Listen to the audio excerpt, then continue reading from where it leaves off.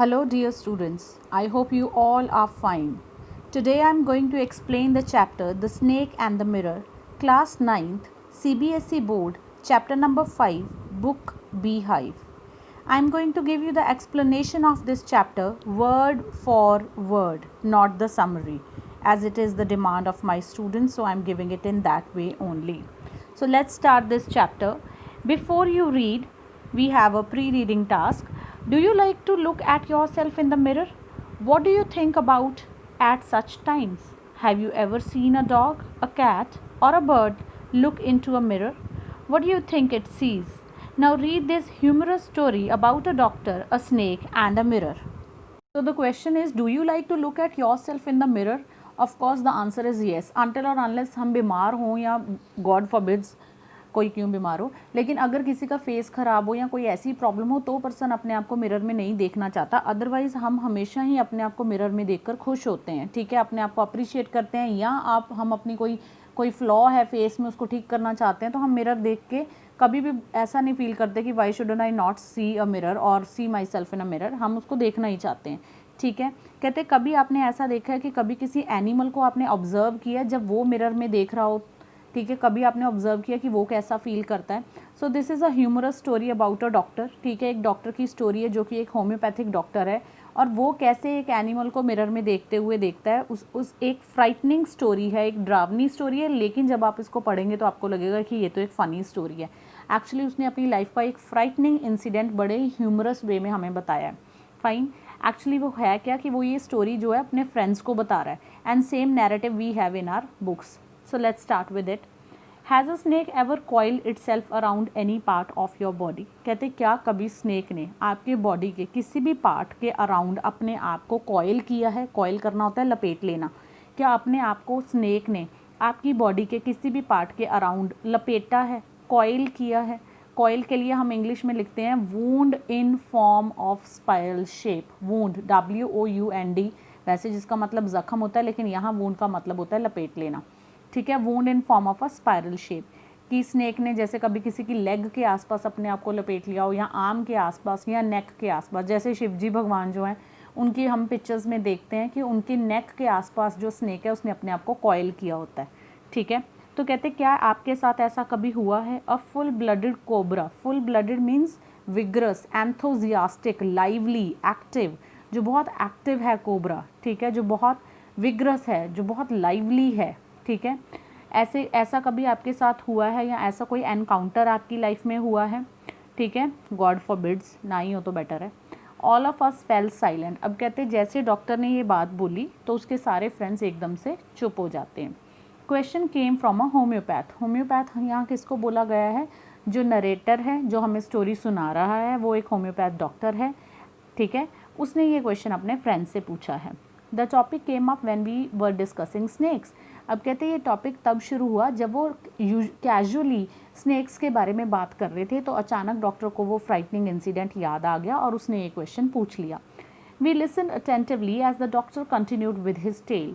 अब वो कहते हैं जैसे ही उसने ये क्वेश्चन पूछा उसके बाद उसने अपना वो फ्राइटनिंग इंसिडेंट्स एक्सपीरियंस सुनाना शुरू किया और बहुत ही अटेंटिवली डॉक्टर के जो सारे फ्रेंड्स हैं, अटेंटिवली होता है बहुत ध्यान से. ठीक है, फुल अटेंशन पे करते हो उसके सारे फ्रेंड्स उसकी स्टोरी को सुनने लग गए. टेल का मतलब यहाँ स्टोरी है, स्पेलिंग TALE है, टेल यानी स्टोरी, TAIL नहीं है. Please be very careful. TAIL पूंछ को बोलते हैं. It's a body part of animals, like we can say a dog has a wiggling tail. Okay, यहाँ पे टेल है, TALE, tale, which means story.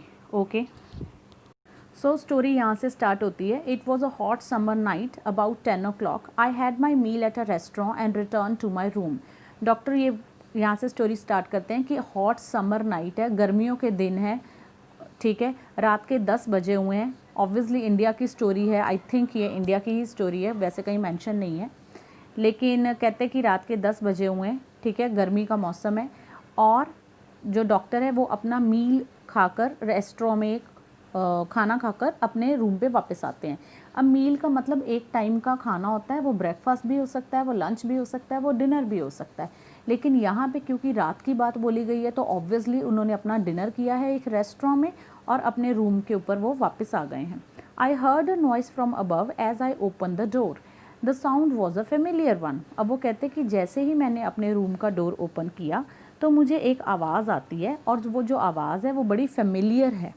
ठीक है, फेमिलियर है यानी जानी पहचानी आवाज़ है, यानी कि इस तरह की आवाज़ें उन्होंने अपने रूम पे पहले भी सुनी हैं। One could say that the rats and I share the room.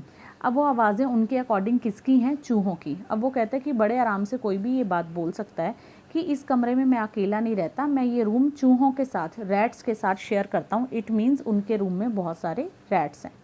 I took out my box of matches and lighted the kerosene lamp on the table. वो कहते हैं कि मैंने माचिस ली और केरोसिन लैम्प वहाँ पे एक पड़ा हुआ है जो कि पुराने ज़माने में होते थे, जिनको लालटेन भी बोलते थे आई थिंक, तो उसको वो कहते कि मैंने जलाया। The house was not electrified. ठीक है, अब वो कहते कि वो जो हाउस था वो इलेक्ट्रीफाइड नहीं था। इट मीन्स उसमें बिजली का कनेक्शन ही नहीं था, वहाँ पे बिजली का कनेक्शन नहीं था। ऐसा नहीं था कि लाइट थोड़ी देर के लिए गई थी और फिर आ जाएगी, वहाँ पे कनेक्शन ही नहीं था, सॉकेट्स ही नहीं थे। ठीक है, it was a small rented room. Actually एक छोटा कमरा था जिसको उन्होंने रेंट पे यानी किराए पे लिया था डॉक्टर ने। I had just set up a medical practice and my earnings were meagre. अब वो कहते हैं कि मैं अभी अभी डॉक्टर बना था, मैंने अभी अभी अपनी प्रैक्टिस स्टार्ट की थी, मेरी प्रोफेशनल जर्नी अभी शुरू ही हुई थी, इसलिए जो मेरी अर्निंग यानी कि जो कमाई थी वो मीगर थी। मीगर का मतलब है स्मॉल इन क्वांटिटी, बहुत कम थी। I had about 60 rupees in my suitcase along with some shirts and dhotis, and I also possessed some solitary black coat which I was then wearing. अब वो कहते हैं कि मेरे सूटकेस में सिर्फ 60 रुपीज़ थे, कुछ मेरे पास शर्ट्स थी, कुछ धोतीस थी। ठीक है, उस टाइम इंडिया में, क्योंकि आई थिंक ये पुरानी स्टोरी है एंड प्रॉबेबली इंडिया की ही स्टोरी है, तो इसमें वो कहते हैं कि उस टाइम जो है जो यंगस्टर्स थे वो भी धोतीस ही पहनते थे, जो इंडियन एक पहरावा है वही पहना जाता था। ठीक है, I also possessed one solitary black coat which I was then wearing. वो कहते हैं कि मेरे पास उस समय सिर्फ एक ही, solitary का मतलब होता है alone या सिर्फ एक होना, only one। ठीक है, वैसे इसका मतलब alone होता है। possessed का मतलब होता है मालिक होना। वो कहते हैं उस समय मैं सिर्फ एक ही कोट का मालिक था, एक ही काले कोट का मालिक था जो कि मैंने पहना हुआ था। इसका मतलब उनके पास एक ही कोट था और वो उन्होंने पहन रखा था। I took off my black coat, white shirt and not so white vest and hung them up. अब वो कहते हैं कि मैंने अपना ब्लैक कोट उतार दिया। टुक ऑफ का मतलब होता है उतार देना, it's a phrase, take off से टुक ऑफ बना है। ठीक है, और कहते हैं एक वाइट शर्ट उतार दी मैंने, और नॉट सो वाइट का मतलब है यहाँ पे डर्टी, कि मैंने एक डर्टी अंडर शर्ट पहनी हुई है। वेस्ट का मतलब है अंडर शर्ट। वो कहते हैं मैंने उतार दी और उतार के उसको मैंने, एक हुक है कमरे में लगी हुई जो, उसके ऊपर मैंने उसको टांग दिया, हंग कर दिया, टांग दिया। आई open the 2 Windows in the room. अब रूम में 2 विंडोज़ हैं, वो कहते हैं वो बाहर की तरफ ओपन होती हैं, तो वो मैंने ओपन कर दी। It was an outer room with 1 wall facing the open yard. अब कहते हैं ये आउटर रूम है। आउटर होता है बाहर की तरफ का जो रूम, जिसको हम नॉर्मली बैठक भी बोल देते हैं। ठीक है, तो वो बाहर की तरफ का रूम है जिसकी विंडोज़ बाहर कोर्टयार्ड की तरफ ओपन होती हैं। ठीक है, ओपन यार्ड मीन्स आंगन, कोर्टयार्ड भी आंगन को ही बोलते हैं, तो उसकी तरफ वो जो है विंडोज़ वो हैं ओपन होती हैं। ठीक है, it had a tiled roof with long supporting gables that rested on the beam over the wall. कहते हैं जो रूफ है वो टाइल्ड है, उस पर टाइल्स लगी हुई हैं। ठीक है, tile word as a verb use हुआ है यहाँ पे, और सपोर्टेड विद अ गैबल। गैबल की पिक्चर आप बुक में देख सकते हो। It is very much clear कि गैबल एक्चुअली में क्या होता है। उसके नीचे बीम्स हैं, वो भी उन्होंने पिक्चर में दिखाए हुए हैं, और वहाँ पे प्रॉपर सीलिंग यानी कि प्रॉपर छत नहीं है, टाइल्स की ही जो नॉर्मल छत होती है वो बनी हुई है। इट मीन्स जो रूम है वो बहुत ज़्यादा कोई बहुत अच्छा रूम नहीं है, पुरानी हट टाइप का रूम है। ऑब्वियसली इलेक्ट्रीफाइड भी नहीं है, हमें मालूम है।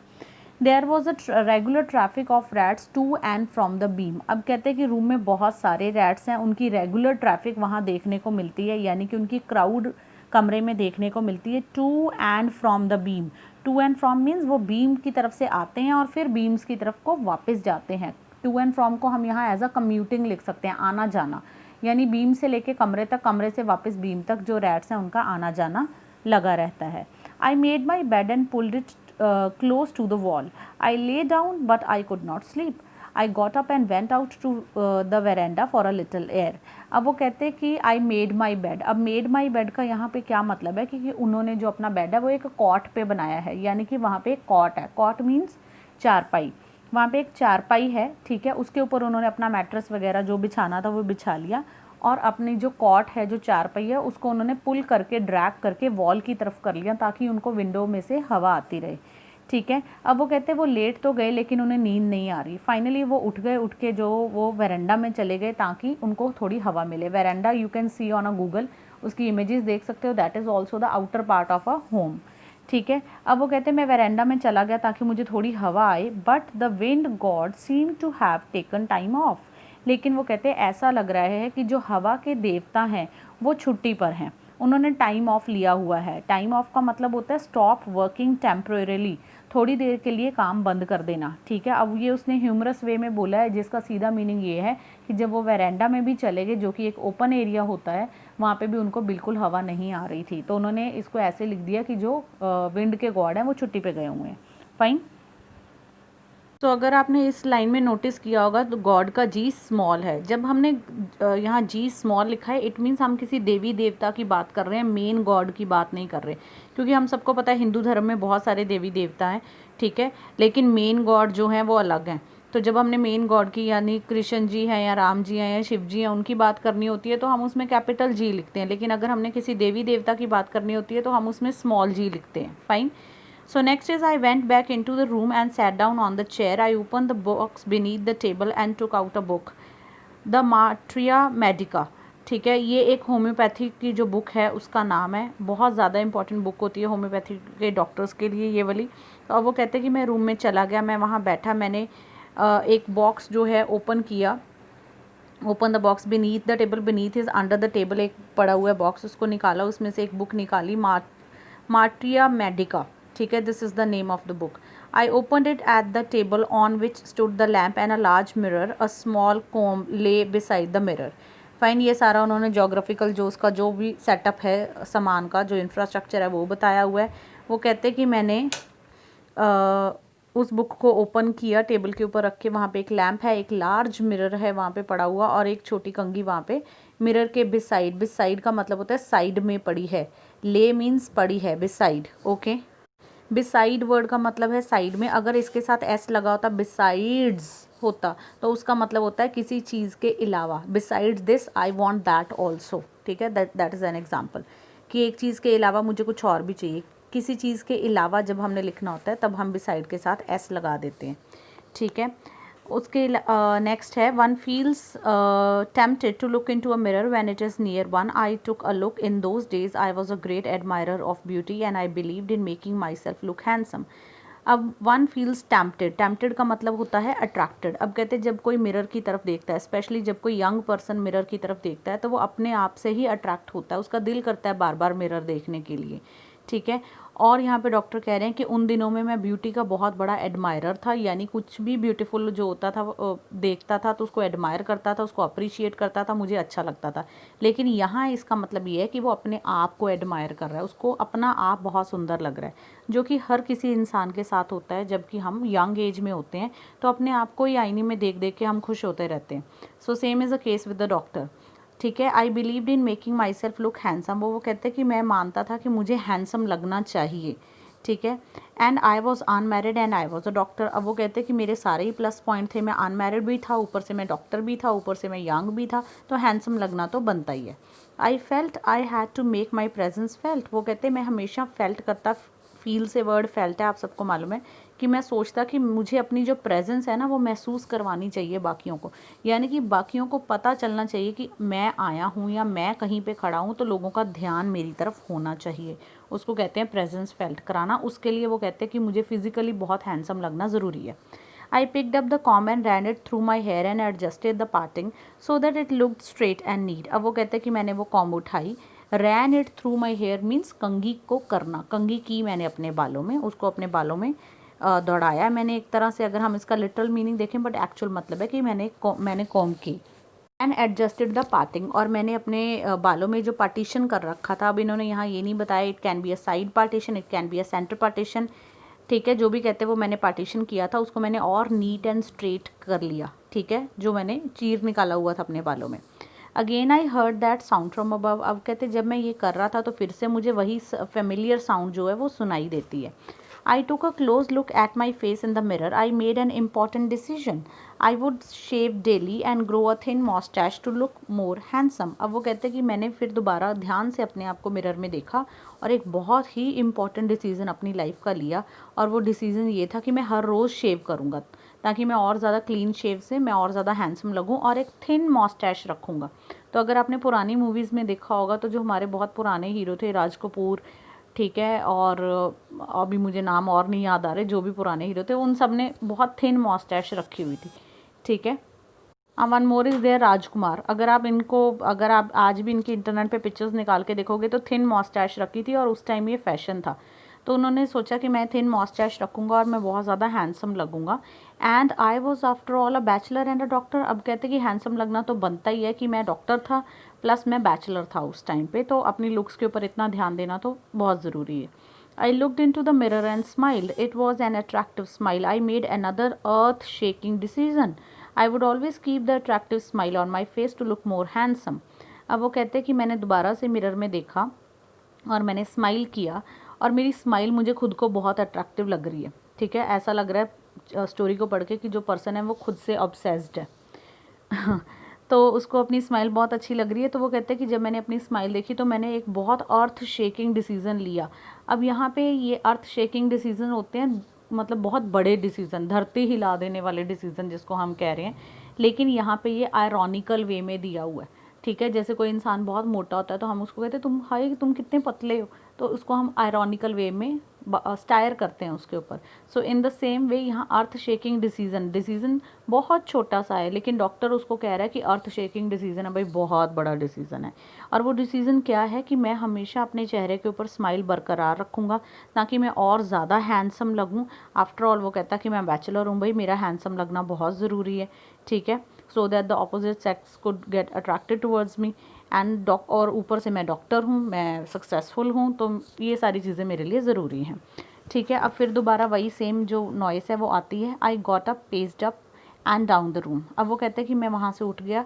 Paced up means to walk around, ठीक है। तो कहते हैं कि मैं कमरे में एक कमरे में इधर से उधर घूम के देख रहा हूँ कि कहाँ से आवाज़ आ रही है। Then another lovely thought struck me, I would get married to a woman doctor who had plenty of money and a good medical practice. अब कहते हैं कि वहाँ रूम में घूमते फिरते फिर एक बड़ा ही लवली, बहुत ही प्यारा थॉट मेरे माइंड में आ गया। स्ट्रक का मतलब है कि हैपन हुआ, मेरे दिमाग में आया, मेरे दिमाग में उठा एक थॉट, और वो ये था कि मैं अब शादी करूँगा। तो वो उन्होंने सोचा कि मैं एक लेडी डॉक्टर के साथ शादी करूँगा जिसके पास ढेर सारे पैसे हों और जिसकी बहुत अच्छी मेडिकल की प्रैक्टिस हो, ठीक है, कि लंबे समय से वो डॉक्टर हो, और वो मोटी होनी चाहिए। She had to be fat for a valid reason. Valid means real reason, a logical reason, ठीक है, कि एक बड़ा सॉलिड, कहते मेरे पास इस बात का रीज़न था कि मैं चाहता था कि मेरी जो वाइफ है वो मोटी होनी चाहिए। क्यों? If I made some silly mistake and needed to run away, she should not be able to run after me and catch me. अब वो कहते हैं कि इसका मेजर रीज़न ये है कि अगर मैं कोई भी बेवकूफ़ाना हरकत कर दूँ, कोई सिली मिस्टेक कर दूँ और मुझे भागना पड़े और उसने मुझे मारना हो, तो उससे मेरे पीछे भागा ना जाए और वो मुझे पकड़ ना पाए।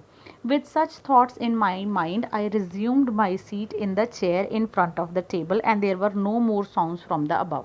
अब कहते ये सारी बातें सोचते सोचते मैं वापस, रिज्यूम मीन्स दोबारा से एज्यूम कर लेना, किसी चीज़ को दोबारा से कंटिन्यू करना।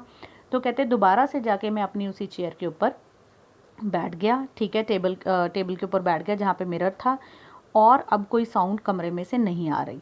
Suddenly there came a dull thud as if a rubber tube had fallen to the ground, surely nothing to worry about. अब कहते हैं अचानक जब मैं वहाँ जाके बैठा तो एक थर्ड की आवाज़ आई। अब थर्ड जो है ये ऑनोमोटॉपिक वर्ड है जिसका मतलब होता है धम से आवाज़ आना, ठीक है, साउंड वर्ड है ये थर्ड। तो कहते हैं आवाज़ आई, ऐसे लगा जैसे कोई रबर की ट्यूब बहुत ज़ोर से ज़मीन पे गिरी होती है, लेकिन कुछ कहते चिंता वाली बात नहीं थी। Even so I thought I would turn around and take a look. No sooner had I turned than a fat snake wriggled over the back of the chair and landed on my shoulder. The snake's landing on me and my turning were simultaneous. अब कहते कि मैंने सोचा कि मैं turn करके देखूं, even so I thought, हाँ मैं टर्न करके देखूं कि क्या हुआ है। और कहते जैसे ही, नो सूनर का मतलब होता है जैसे ही कहते मैंने टर्न किया, एक मोटा सा स्नेक जो है Regal over the back of the chair, वो चेयर की बैक साइड पे रिगल कर रहा है। रिगल का मतलब होता है twisting and turning the body, जिसको हम नॉर्मली कह लेंगे रेंग रहा है, ठीक है। वो चेयर के आसपास रेंग रहा है, मतलब चेयर की जो बैक साइड है, और रेंगता हुआ वो सीधा जो है कहाँ आके लैंड करता है, लैंड करता मतलब रुकता है। कहाँ रुकता है? नरेटर के शोल्डर के ऊपर रुक जाता है। अब जो स्नेक की लैंडिंग है और जो ये नरेटर है उनका टर्न करना है, इट इज़ साइमल्टेनियस। साइमल्टेनियस होता है same time, happening at the same time. कहते बिल्कुल जैसे ही कहते मैं मुड़ा, वो मेरे शोल्डर पे बैठता, मतलब कहते मैंने फेस अपना टर्न किया तो it was on my shoulder, वो रिगल करके उनके शोल्डर तक आ गया था। I did not jump, I didn't tremble, I didn't cry out. अब वो कहते ना तो मैंने जंप किया कि वो मेरे शोल्डर पे है, ठीक है, ऑब्वियसली हम में से कोई होता तो हम ऑब्वियस जंप करते डर के मारे। ना कहते मैंने ट्रैम्बल किया, ट्रैम्बल होता है शिवर करना, कांपना। ना ही क्राई आउट किया, ना ही मैं चिल्लाया, चीखा, शाउट नहीं किया। There was no time to do any such thing. The snake slithered along my shoulder and coiled around my left arm above the elbow. अब कहते हैं ये सब करने का टाइम ही नहीं था। इससे पहले कि मैं जंप करता, मैं शिवर करता, मैं शाउट करता, जो स्नेक था वो धीरे धीरे स्लिदर्ड मीन्स मूविंग, वही रेंगना, रेंगते रेंगते वो मेरे शोल्डर से थोड़ी सी नीचे आके उसने क्या किया, एल्बो से ऊपर और शोल्डर से नीचे का जो हमारा पार्ट है आर्म का, उसमें उसने अपने आप को कॉइल कर लिया, लपेट लिया उसने लेफ़्ट आर्म पे, जो कि डॉक्टर है उसकी लेफ़्ट आर्म पे, ठीक है, वो लपेट के वहाँ पे बैठ गया। The hood was spread out and its head was hardly 3 or 4 inches from my face. अब वो कहता है कि उसने अपना जो फ़न है, हुड हम उसके फ़न को कहते हैं, उसके फेस को कहते हैं, वो उसने फैला लिया, ठीक है, और वो फैला के वहाँ पे बैठ गया। और वो कहता मेरे फेस से हार्डली 2 या 3 इंचेस अवे है, सिर्फ 2 या 3 इंचेस अवे है। तो अगर हम सोचें तो it was very very frightening situation for the narrator. It could not be correct to say merely that I sat there holding my breath. I was turned to stone. अब वो कहता कि ये कहना गलत नहीं होगा कि मैं बिल्कुल अपनी सांस को भी ऐसे रोक के बैठा था कि अगर मेरी सांस की भी आवाज़ होती है या मेरी सांस से भी मूवमेंट होती है तो कहीं ये मुझे डस ना ले। And I turn to stone. Turn to stone का मतलब क्या है कि बिल्कुल जैसे कि पत्थर होता है वैसा बन के मैं कहते हैं कि मैं वहाँ पे बैठा हुआ हूँ। But my mind was active. The door opened into darkness. The room was surrounded by darkness. In the light of the lamp, I sat there like a stone image in the flesh. लेकिन कहते हैं कि मेरा जो दिमाग है वो बहुत फटाफट चल रहा है, उस टाइम बहुत एक्टिव है, बहुत तेज़ चल रहा है। डोर जो है वो ओपन इनटू डार्कनेस, डोर जो है खुला हुआ है, डार्कनेस है, रूम में पूरे में अंधेरा ही अंधेरा है। In the light of lamp, कहते हैं कि लैम्प की लाइट चल रही है और मैं वहाँ ऐसे पत्थर की तरह बैठा हुआ हूँ, like a stone image in the flash, कि जैसे एक पत्थर है और उस पत्थर के ऊपर किसी ने फ्लैश को चढ़ा दिया हुआ है, ठीक है, इस तरह से मैं एक मूर्ति काइंड ऑफ बन के वहाँ पे बैठा हुआ हूँ। I felt then the great presence of the creator of this world and this universe. अब वो कहते हैं कि अब क्या हुआ कि मुझे इस दुनिया के क्रिएटर, इस दुनिया को बनाने वाले की, इस ब्रह्मांड को, यूनिवर्स को बनाने वाले की याद आ गई, यानी कि भगवान की याद आ गई। ऑब्वियस ही बात है, ऐसी सिचुएशन में इंसान को भगवान ही याद आएगा। God was there. Suppose I said something and he did not like it. I tried in my imagination to write in bright letters outside my little heart the words, "Oh God." अब वो कहते हैं कि भगवान तो हर जगह है, भगवान हर कहीं है, लेकिन ऐसा ना हो कि मैं कुछ कह दूं और उसको अच्छा ना लगे, ठीक है। तो वो कहते हैं कि मैंने अपनी इमेजिनेशन में ट्राई किया, ब्राइट लेटर्स में, अपनी इमेजिनेशन में ही, अपने दिमाग में ही कहते मैं लिखने की कोशिश कर रहा हूँ, हे भगवान। There was some pain in my left arm, मतलब वो भगवान को अब याद कर रहे हैं, मुंह से बोलकर नहीं याद कर रहे, क्योंकि मुंह से बोलकर अगर वो कुछ भी मूवमेंट करेगा और उसको स्नेक को वो ना अच्छी लगी तो वो उसको काट लेगा स्नेक, तो इसलिए वो अपने माइंड में गॉड को याद कर रहे हैं, ठीक है। और अब उनकी लेफ़्ट आर्म में पेन हो रहा है क्योंकि स्नेक वहाँ कॉइल करके उनकी लेफ़्ट आर्म पे अपनी पूरी बॉडी को रैप करके वहाँ पे बैठा हुआ है। It was as if a thick leaden rod, no, a rod made of molten fire, was slowly but powerfully crushing my arm.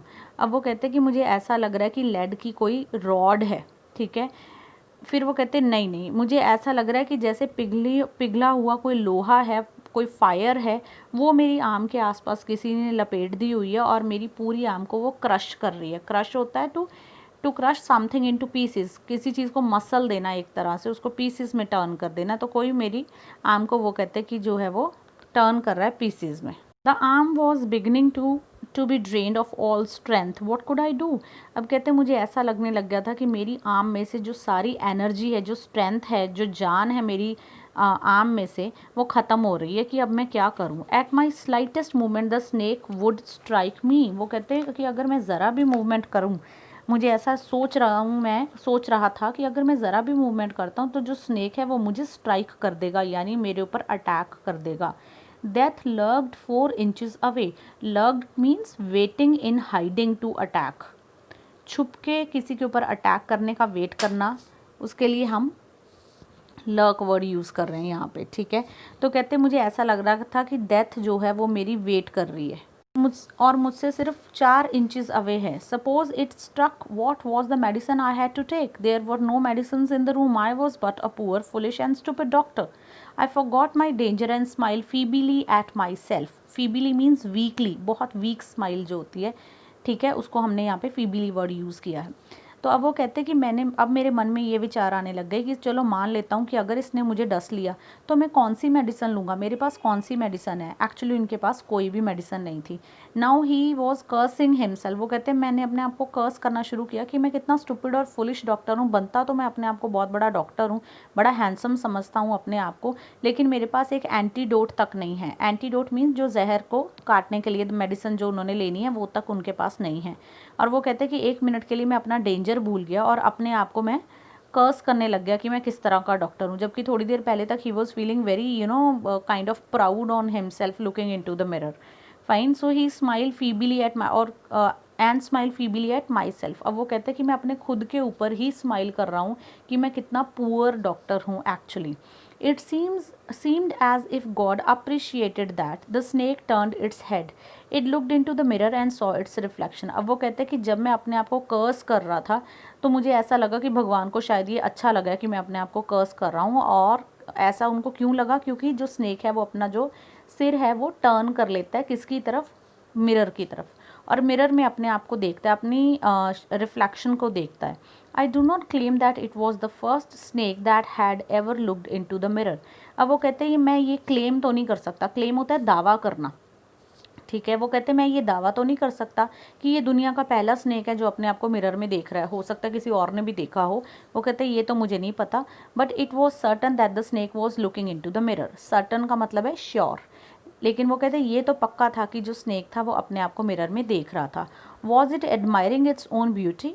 Was it trying to make an important decision about growing a mustache or using a eyeshadow and a mascara or wearing a vermilion spot on its forehead?